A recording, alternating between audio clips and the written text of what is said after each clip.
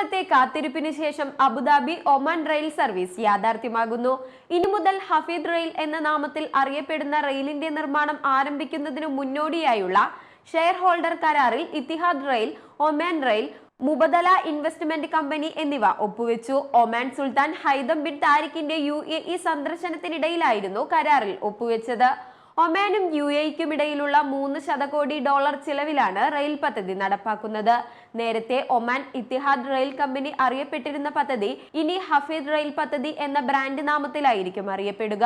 ഇരു രാജ്യങ്ങൾക്കുമിടയിലെ റെയിൽ ബന്ധം വ്യാപാര, വാണിജ്യ, ടൂറിസം മേഖലകൾക്ക് മാത്രമല്ല സാമൂഹിക കുടുംബ ബന്ധങ്ങൾക്ക് കൂടി ശക്തമാകുമെന്നാണ് വിലയിരുത്തൽ. ഒറ്റ ട്രെയിൻ യാത്രയിൽ 15,000 ടൺ കാർഗോ കൈമാറാൻ ഈ റെയിൽ പദ്ധതിക്ക് കഴിയും.